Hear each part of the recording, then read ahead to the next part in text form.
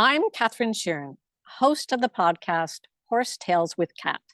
My guests today are horse trainers, clinicians, and some might even say horse whisperers.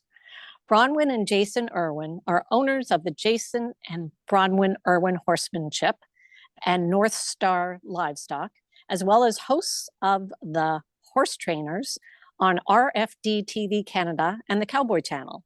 They were also featured on season 2 of Canada's Got Talent. Welcome to the show, Bronwyn and Jason. Thanks so much, Catherine. Yeah, thank you. So I always like to start with where you began in terms of your attraction for horses and what called you there. And so maybe we can lead with you, Jason, because I know from what I've read, you are self-taught. So I think there must have been a passion in your family. So if it's okay, we'll lead with, what led you to horses and what you're doing now.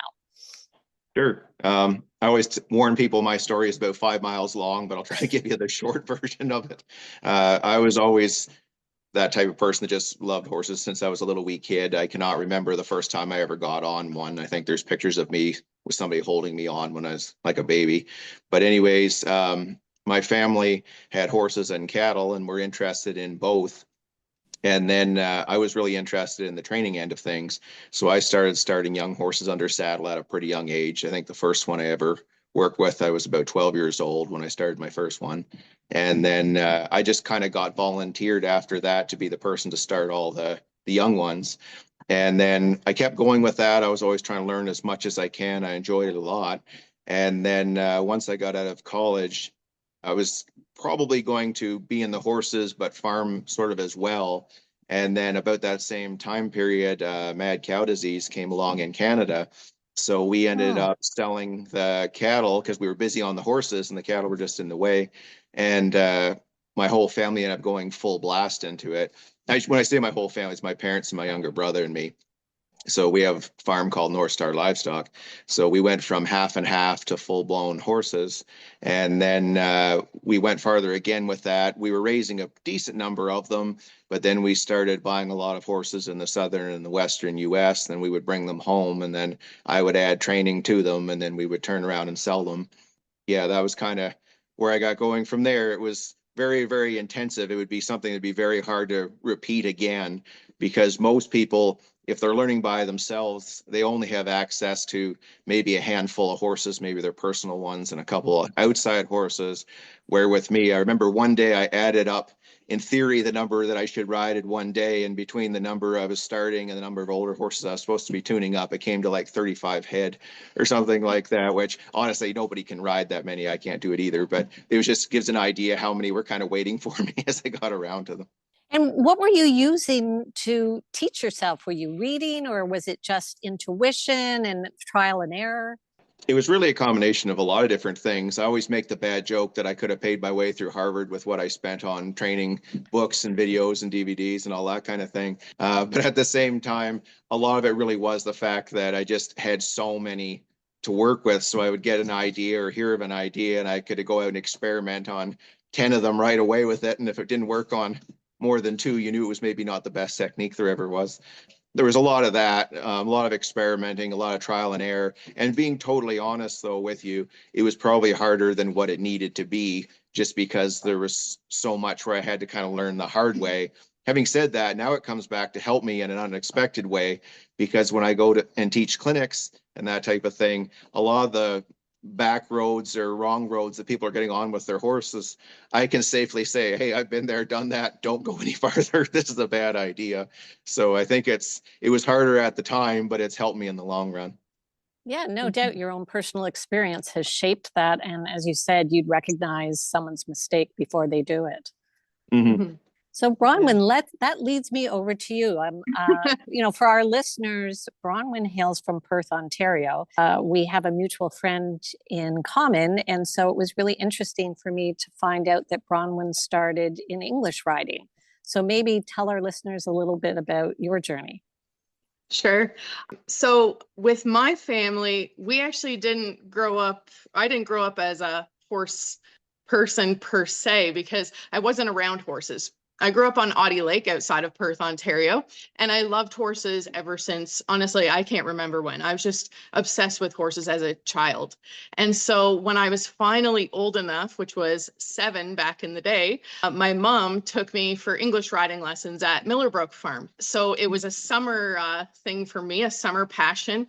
And I just loved it. And so I just kept continuing with that. Now, my family was very much into hockey. My 2 sisters, my dad, and my mom, my 2 sisters and my dad, we all played hockey. So I grew up playing hockey. My 2 sisters played hockey. We all went on scholarships down to the States. So in the summer, I was riding horses, taking lessons, English lessons. I was a member of the Canadian Pony Club.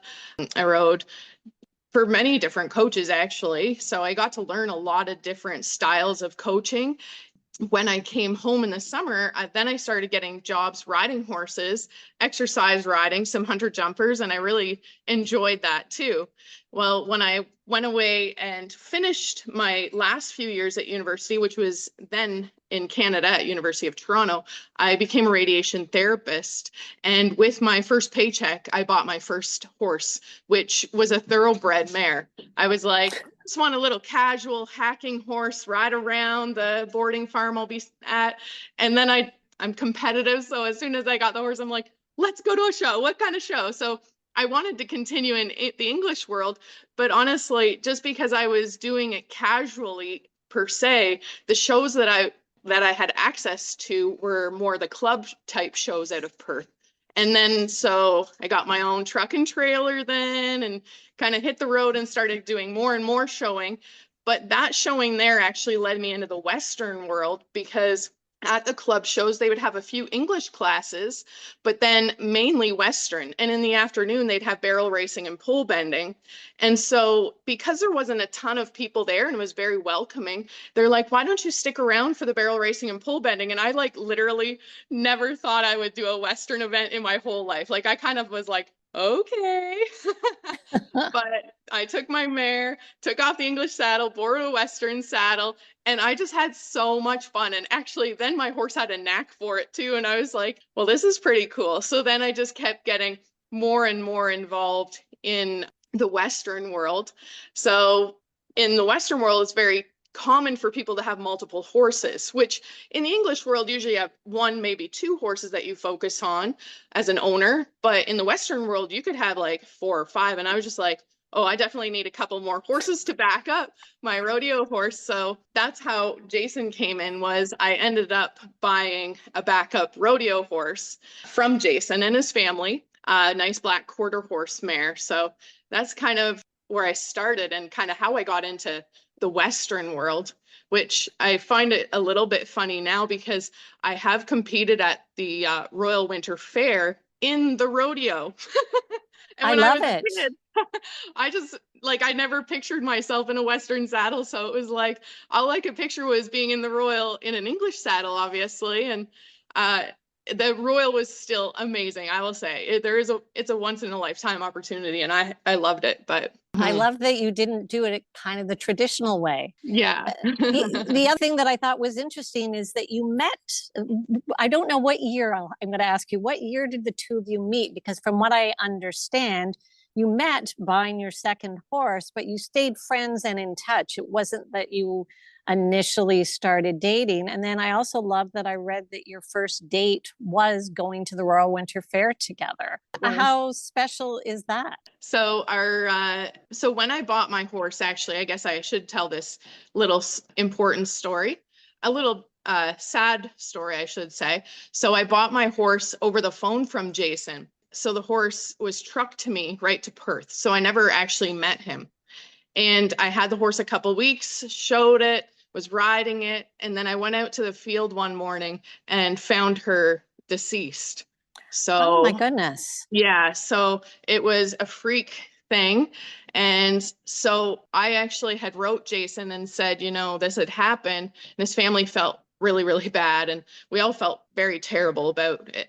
So my sister a couple weeks later said, I'm going to Southern Ontario, and I want you to go, and I want you to go to North Star and pick out another horse. And I was like, I don't know that I love it anymore, because it just took the heart out of me at that point, and I was having a rough time with that.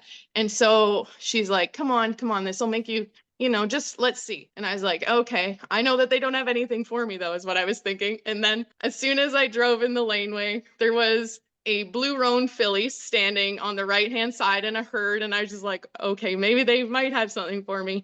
And then I met Jason. And so that's the first day we met, was me per se horse shopping at his farm. So more or less, I did feel a certain way about him. I thought he was pretty darn cute. So when I went home, I didn't buy the horse right then, because we drove up in a car and stuff. So we kept in touch over email and Facebook, and I ended up buying the horse, the yearling filly that he had there, and I called her Valentine. And actually, I ended up buying the full sister of the horse that I had lost as well, and her name is Holly, and she's still with us here on the farm today. So yeah, and that was in 2010. I will say that was 2010. So we did go to our Royal Winter Fair for our first date. Wow, so that was 14 years ago. Yeah. Well, and it was also interesting because I also read both of you had mission statements, and Jason's, yours said, I have a lifelong goal to work every day to become a better horseman. And Bronwyn, yours said, my goal is to help people achieve confidence and success with their horses. It seems to me, just from your mission statements, that you were meant to meet and coordinate some kind of business with horses. Tell me a little bit about the involvement of what you do, because I know that you have what they call, I believe it's called Liberty Training. Is that correct? And then I know you also start young horses, you have workshops for horses that have problems loading, but you also do what I would call some sort of like magic stuff too. So maybe you could share a little bit about that with our listeners. Sure. Well, we were originally focusing more on like the training horses and then the selling horses that we were raising. And then we had been asked kind of here and there about teaching clinics, but it was usually sort of, I don't want to say a casual offer, but people would say like, oh yeah, do you do clinics? But it didn't maybe seem all that serious. But having said that, then we went along, and some family friends one time, they wanted to host a clinic, and they actually wanted to go ahead and make this happen. So they said, would you do it? And we're like, yeah, sure. And then it went over quite well. And that year we did a clinic there in the spring at this farm. And then in the fall, they wanted to have us back and do another one. So we went back and did another one. So that year we did 2 clinics. That was our first 2. And then the next year we did 22. So it jumped pretty fast, like in a 1-year period. Then we really got rolling with the clinic end of things. The Liberty stuff, that is one section of what we do. So Liberty training, for anybody that doesn't know, it's really training where your horse is loose and free and you get it to kind of work around you. A lot of times it's incorporated with tricks and that type of thing. I was very interested in that for a long time. And I always seem like, and actually maybe both of us, we always seem like we get into things in odd ways. We never take the direct route anywhere. So anyways, I was always kind of interested in the Liberty end of things, but I didn't have a whole lot of time to focus on it. So I'd mess with a little bit here and there, but didn't take it very far. And then one time I got tossed off a horse and broke my hand in a couple places. And I had a whole bunch of young ones to start, and I couldn't do it because I was one-handed. So, but it did give me where I had a fair bit of free time. And funny enough, the cast they put me in had it where my hand was curved just enough that I could take a crop and stuff it in the little opening that that was formed there. And all I really did for a couple of months was experiment with Liberty work. Again, before I'd done it pretty half-hearted, but I just really made that my main thing for a few months. And I finally started to get the knack for it. And then I really kept going with it. And then Brown was getting into it too. And we really enjoyed it. Liberty training, for anybody that's interested in it, it's very good, not just for the fun of doing it, but it really, really teaches you how to read horses. And if you can read horses really well, then everything just automatically becomes easier. Because if you're working with a horse at Liberty, If you don't have its attention, it's going to drift off and leave you. If you put too much pressure on it, it runs away from you. So there's a very, very fine line you have to get really good at walking. And even if liberty is only sort of a passing thing for a person, if they learned some of it anyways, I think it would still help them in a lot of other areas in their horsemanship. Mm-hmm. And we mentioned crop, but when you're doing liberty training, you might carry a dressage whip or something to give cues to the horse. So I will say they're not for whipping the horse. They're for calling horses from long distance, wiggling it on the ground, kind of flicking it a little quick to add energy to a move. And that's kind of how you work with the whip. It's not to whip your horse with, because they're loose. They'll run away if you do that, honestly. So I was curious, is it a little bit similar to the Pirelli method of training? That's the only thing that I've sort of, in my own observations, been exposed to. Sure. In a way, I don't know how to answer that, just because each clinician sort of has their own style. I do believe that program does have some liberty mixed into it as well. And that's, so yes, a person probably has seen some of that there. I would say our style is a little different. Some of the other natural horsemanship types, they teach a lot of groundwork, and then liberty is kind of the icing on the cake, I guess you would say. And then with us, we almost have it where liberty is its own thing. And because if liberty is your ultimate goal, when you start working with a horse on the ground, sometimes your approach is going to be just a little bit different. That makes sense. I would guess that ultimately, what I was thinking was really fascinating about this is I recently interviewed an animal communicator, and she talked so much about that connection between you and your animal, and it's, you know, built on just spending time with them, playing and observing them, small interactions. So it would seem to me that that liberty work would be amazing for building communication with your animal. Is that where it came from? It definitely, yes, you need to have a ton of communication. I would say one thing that liberty maybe gets slightly off track with, I'm not sure how to put this exactly, but people think sometimes it's just you're going out and you're running around and your horse is running around and there's rainbows and sunshine and there's violin music playing as you go and stuff like that. And they kind of miss the point that liberty is still, there's still a program to it. There's steps that have to be taught to the horse and they need to learn it. So it would really be no different than saying you're going to go out and train a horse for jumping or to be a reining horse.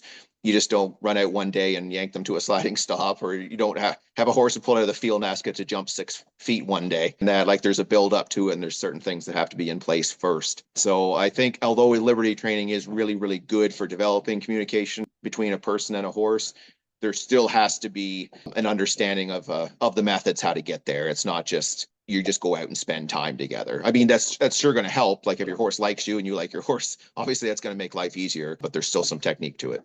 Fair enough. I was also curious about what does day-to-day look like for the two of you? Because I'm guessing it's very, very busy. We haven't even touched on the fact that you're hosts of a TV show called The Horse Trainers. How does that fit into your day-to-day schedule?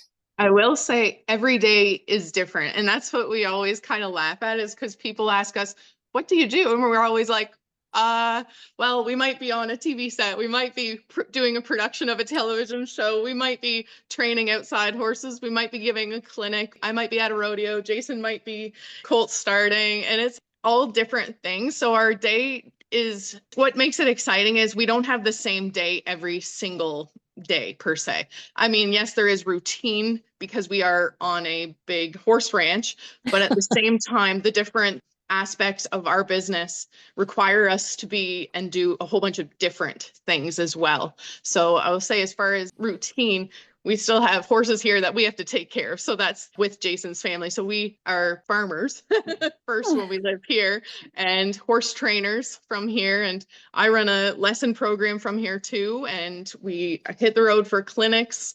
We do television, movies, commercials, that kind of thing whenever we're asked to do that.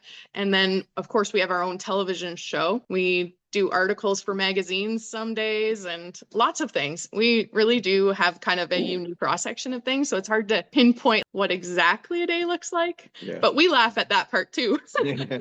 I think really what we do is whatever the most pressing thing is that day. It's very hard for us to get into a real steady routine because there's always sort of something. So I'll be going along thinking today I'm going to do such and such. Then Bronwyn will say, remember, we have to take some pictures for such and such article or something like that. And then that kind of throws everything in a different direction. And we're constantly kind of bouncing around. And we've been asked a lot by people to come up, apprentice with us, or maybe work with us a little bit or something along that line. And in a way, I won't say it's impossible, but it's nearly impossible because, I mean, we might be here every day for a spell and then gone every day for quite a while. And it's just so all over the place that we really have no steady flow to what we do, which makes it interesting. It's also sometimes a little hard to keep on top of, though. Mm-hmm. It really speaks to your adaptability. Just listening to what you have done so far in your lives, there's got to be something unique in your personalities to be able to attract.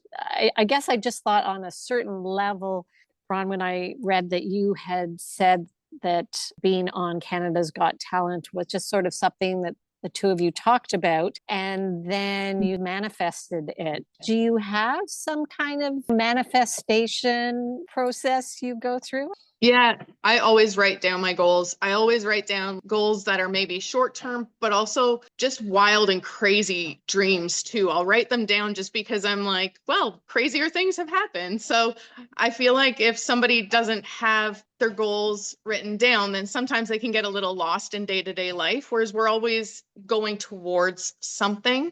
And so it definitely, I think about it. And when I'm riding, I do a lot of visualization, if I'm being honest, with regards to picturing riding in a certain arena, competing a certain way. What's that ground look like? What's the crowd look like? I do visualize every single run I make in the rodeo. But again, a lot of my goals, I write them down and try to go after them.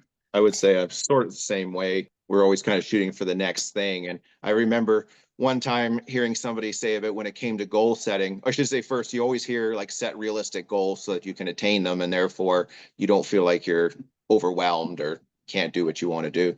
But then I remember hearing somebody, they said about how realistic goals are boring and they're not very inspiring. So you have to have some totally unrealistic ones. And then I was like, well, that kind of makes sense in a different way when you come at it from that angle. So when we are coming up with things that we want to do, a lot of times we intentionally have some that are kind of pie in the sky, like that are, I won't say impossible, but where it's like, I'd like to do this, and we have no idea how we're going to do it, but this sort of becomes our next thing. I guess in a way, we tend to trailblaze a little bit because we're creative in what we think of.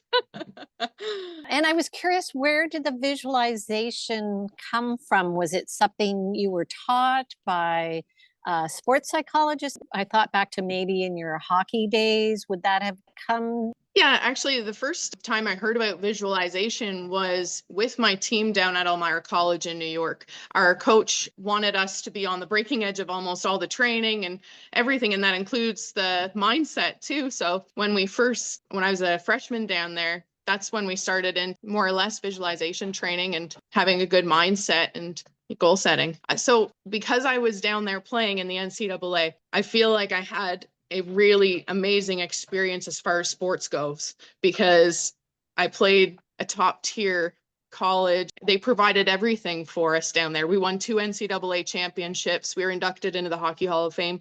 So there was a lot of thought process put into this team. And so I learned a lot from playing hockey, for sure. And at what point when you initially met, did you realize that the two of you shared big dreams? We would often meet in Toronto for our dates, and we would have dinner out or a breakfast, and we always would be brainstorming ideas and goals right from the get-go. Like, wouldn't it be neat to do this or take a horse there? Or we just always had a very exciting chat. And even just if it's about entrepreneurship or anything like that, it was always on goals and dreams. So we always had a chat about that whenever we met up. Wow, that's fascinating to me because you met fairly young.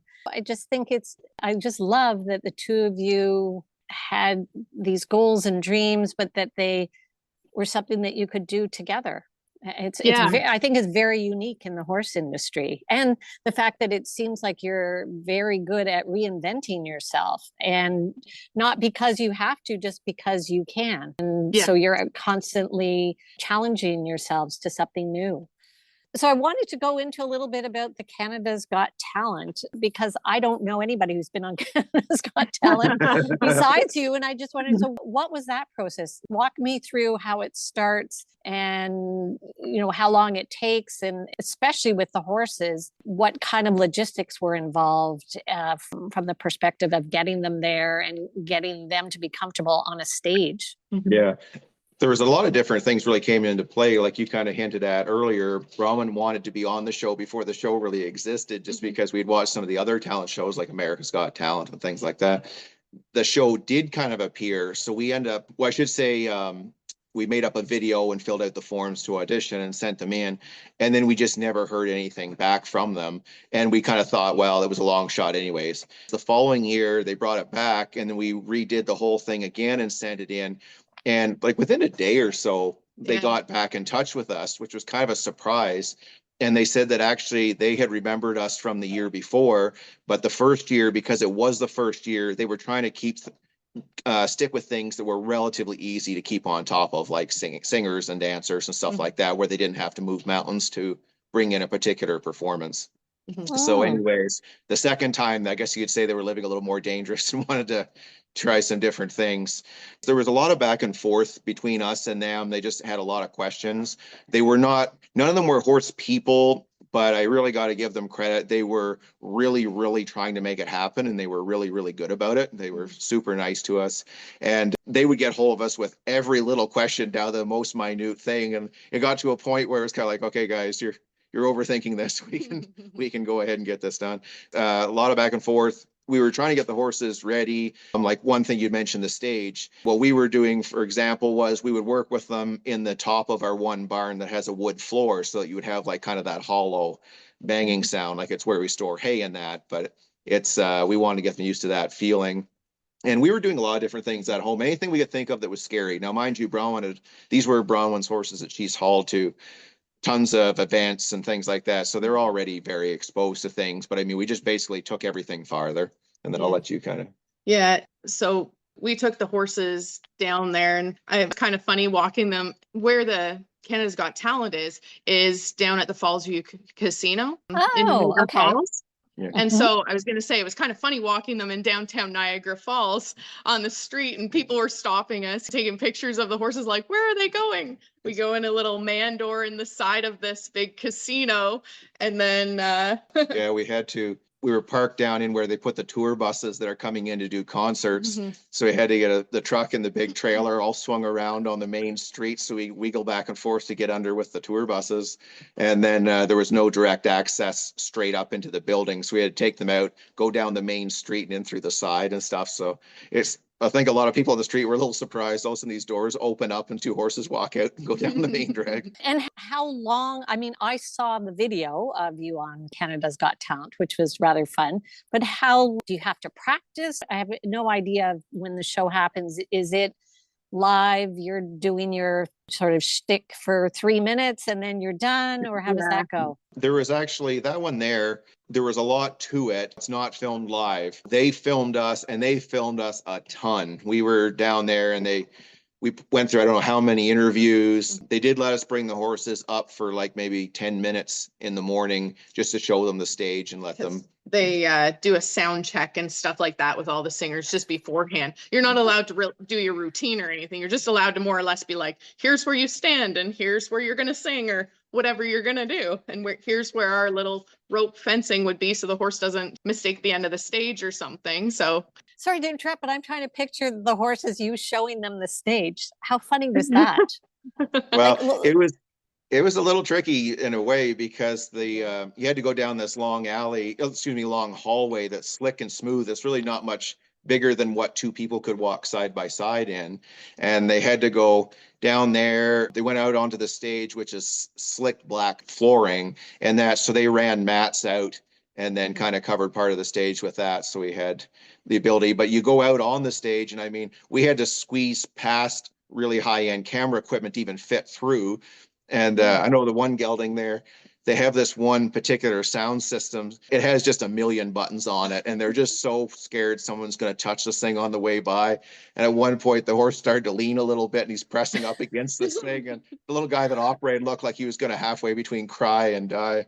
That's So anyways, we got them out there though, and there's the stage, and then there behind them is the big screen, so it's playing and throwing the logo up for the Got Talent thing behind them, so that's playing as well. So I mean, it was a big thing for any horse to pull off. And then when we went in for the actual performance, the stands were full. And it's a live audience then. So you have the judges out front of the stands, and we walked out. And at first, though, we didn't walk out with any horses. So they didn't know what we were going to do. We were like trying to tell them what we were going to do, but we weren't allowed to really tell them about the horses because it was a surprise. And so when we brought the horses out, the audience just erupted. The whole place shook. But, you know, the horses were very chill about that. They just went on, like they kind of knew that we were asking tricks of them, and they trust us. So I spend a lot of time with those horses, and they're special. So that's why I really wanted to do it with Chief and Kate, the two horses, because I just feel like if any horses could be on a world stage, I feel like they could represent horses well on a world stage. They did. As I said, I watched and I was thoroughly impressed with the two of them. You would never have known that all of that chaos was going on around them. So it speaks volumes to what the two of you do. Thank you. You're welcome. I wanted to shift gears a little bit because I know you also mentioned that you had done, was it a documentary or just a film on horses? Because interestingly enough, it was, you said, I think, that it was supposed to be at World Equestrian Center back in 2020. Did you say it was called the Equus Film Festival that it was supposed to be launched at? And then tell me a little bit about that film and where is it now? That film there is a film Jason and I made. It's called Love and Horses. It's about our story and our basically living here on our ranch and a bit about our lives, really. So we submitted it to the Equus Film Festival. They changed locations, and that year they happened to be at the World Equestrian Center in Florida for their festival. But because of COVID during that time, they had to cancel it, so it went on virtually. We actually did win an award for that short film too in the Equus Film Festival. So we won the Western Horse Training Award for the Equus Film Festival. Yeah. And congratulations. That's a huge deal. You didn't mention that when we spoke. I always kind of look back though, anything that we filmed before when we first started, we didn't really have a background in that type of thing. No. So now that we've done it for a while, anything that we filmed a few years ago, I look at, I'm like, oh God, this was wrong. That was wrong. The other thing was wrong. So today I feel like we could have, I almost wouldn't mind having a shot at redoing it just to, now that we have the ability to do some different things with it. But now we're so busy with our own television shows, we barely have time to do many more filming type things, I'll say. We do our own television show called The Horse Trainers for RFD-TV Canada and the Cowboy Channel Canada. So it airs on both stations in a total 6 times a week up here in Canada. And we put out over 110 episodes now. So we're going on to season 9. We had to learn, I'll let you tell that story. It's actually kind of funny of how we first chatted. It was kind of an awkward start because we were going back and forth with the guy that kind of manages those stations. This was in the spring of 2020. And we would talk to each other every so often, and it seemed like things were sort of on track to maybe have a show. And then COVID came along, and I think we were only back in touch once or twice, and then they just kind of disappeared. We didn't hear anything else from them for several months, and we just sort of assumed that it had kind of fallen away. So anyways, that was in the spring, and all of a sudden they popped back up in the late fall. And they said, would you still like to do the show? And they're like, yeah. And they're like, okay, you have to do, I forget, 13 episodes or for each station. 13 episodes for each station. You have to make 20 some episodes, and you need to start sending them in like next month or something like that. And holy smokes. We had never even filmed one. Like, I mean, we'd made little training videos and stuff like this, but we never actually made an episode. So we ended up going out and had to do a ton of filming, and we only had this little short period of time. It was raining every day, and it was really quite a rough start to it. I remember at the time I was thinking, I wish you'd let us know this in the spring and the fall so we would have had some time to do this. But during that time, though, because it was COVID, the fella said that if you can do this show yourself, you can have it. But he said, we can't send out film crews or anything like that because of all the lockdown restrictions. And you'd have to produce it on your own. And he said you'd have to film it, and you'd have to be the producers, and you'd have to do the whole thing. And I didn't want to let it slip by. So I'm like, yep, no problem. We can be the producers. And then there's like an awkward silence. And I was like, what's a producer do? So that was kind of our start, but he was a good guy, but he laughed and he kind of explained it, and then away we went. So. Yeah. So how did you film it? Were you doing this on your iPhone or? Actually, Bronwyn had bought a camera from a news station that had just traded their equipment. Yeah. And so we had this big news camera that we were using. Yeah. And it was user friendly. So it was an easy start into this, if I'm being honest. Well, how clever was that? How did you even know to do that? It was eBay, I think. There's a news station in British Columbia that was, I think, scaling down. Yeah. Oh my goodness. And then how did you learn all the editing? Because that's not simple. No, that wasn't a lot of fun. Yeah. Bronwyn learned that one before I did. Yeah, we kind of did some training videos and a little vlog for just a short period of time. So I got to play around on the software and stuff. So I had an idea of how to do it. But with a television show, it has to be a certain format. It has to be a certain time, 22.5 minutes. Commercial breaks have to be broke in there. And then we ship it off to the stations. So we had to do everything. So that was a big, quick learning curve. But we have passion for this. So we wanted to do it. Wow. Mhm. I'm overwhelmed because I know what it takes for me just to create my podcast and edit that. So I can't even imagine going through film and editing, and also how many minutes you would have to have done to get your 22 minutes. That had to be out, like that just had to be hours. You must have been working 24/7, it seems to me, just to get that done. That part there, that was fairly tricky. The first few episodes, the first one we did, well, I should say really Bronwyn did it. Like we filmed it together, but Bronwyn put it together. The way she did it turned out really neat. I was really impressed with it, and I thought it was fun. But at the same time, the number of hours she put into making one episode, there was part of me that was like, oh man, I don't know the amount of time to make one, and we have to make 20, 20 plus. I think the first episode took 18 hours. Yes. And now it's a lot shorter, let's say that, because we know what to film, how to film it. We have a style now. When you're starting something new, you need to find your groove.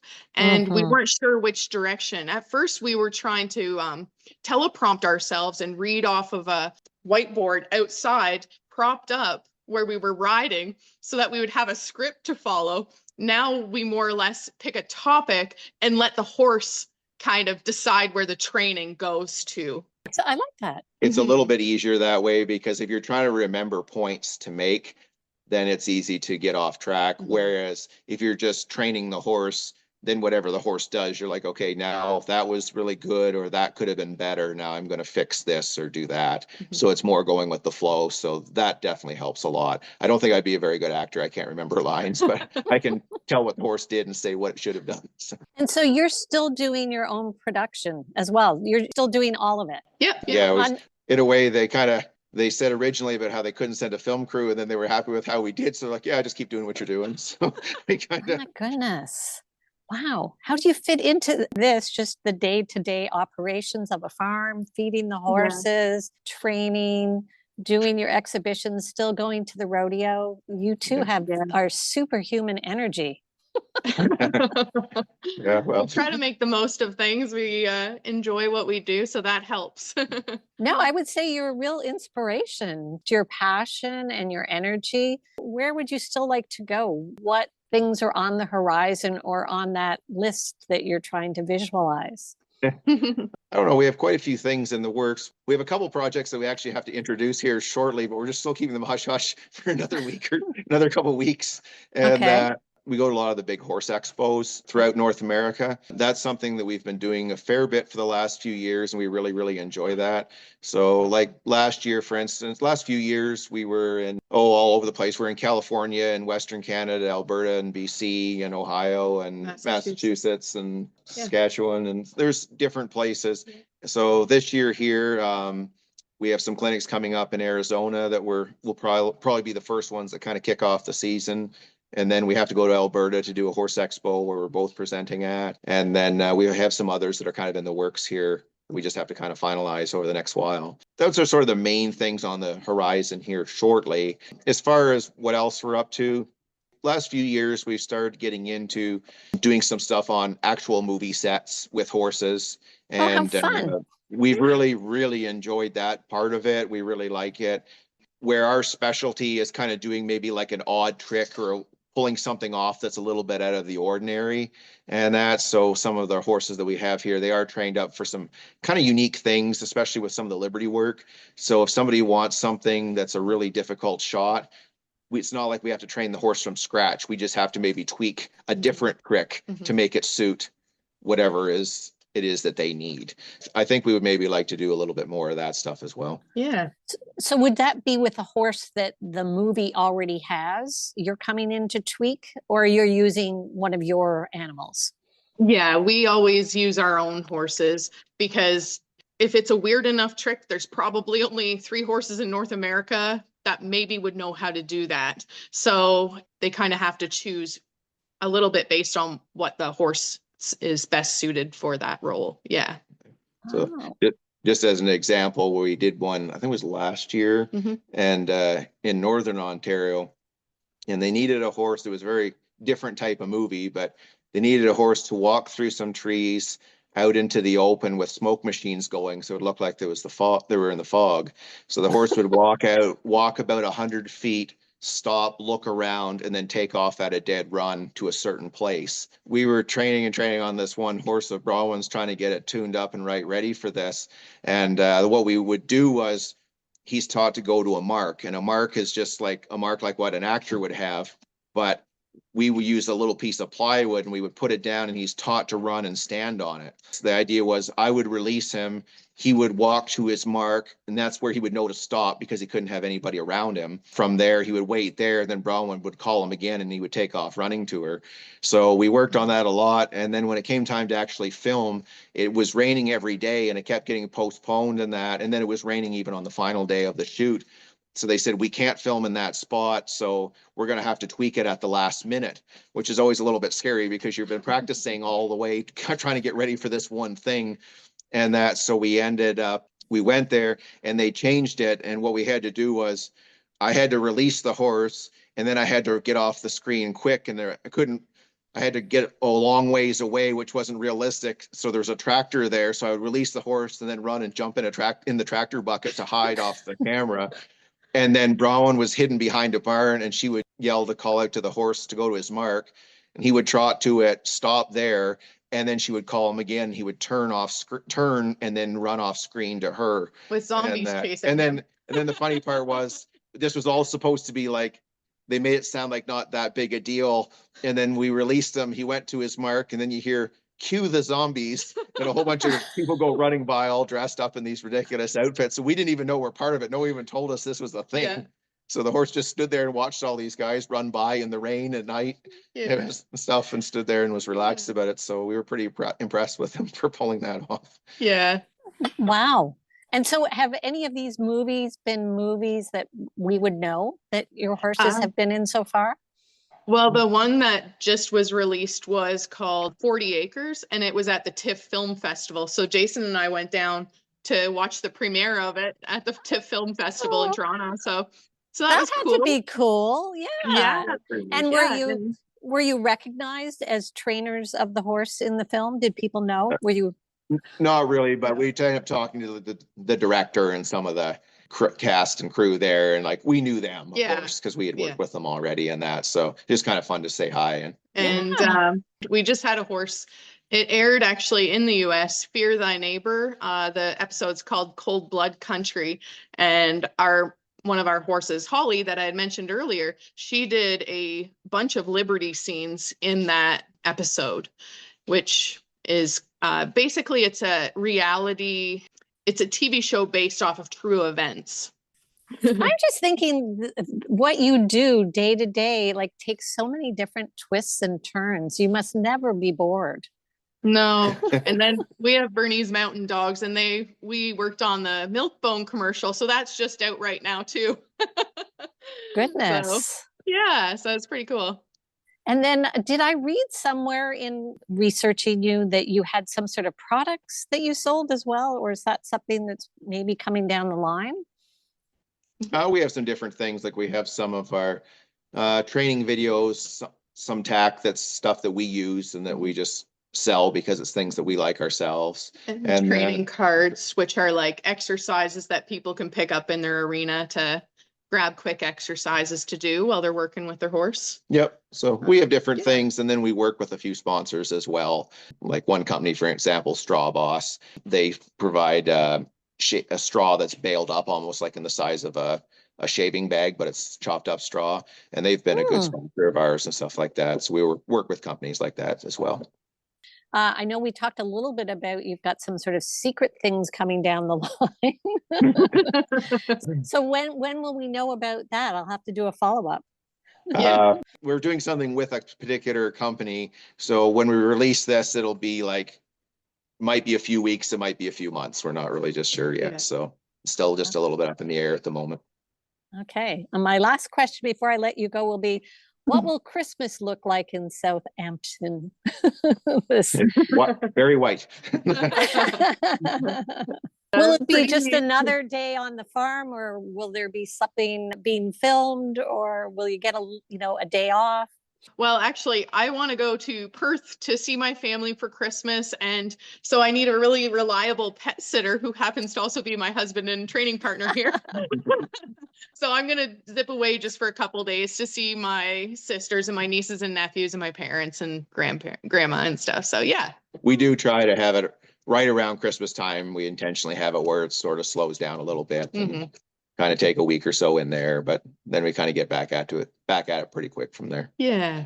Well, I have to say, I've been fascinated by your stories. So thank you so much for taking time out to meet with me today. And I really wish you all the best in the future. And I look forward to hearing about whatever those exciting adventures are that are coming your way soon. Well, thank you so much for the invite. We've really appreciated it. And we hope your listeners enjoy. Yeah, this has been fun. Thank you. And if you'd like to learn more about our guests and upcoming episodes, please feel free to follow me on Instagram and Facebook at Horse Tales with Cat.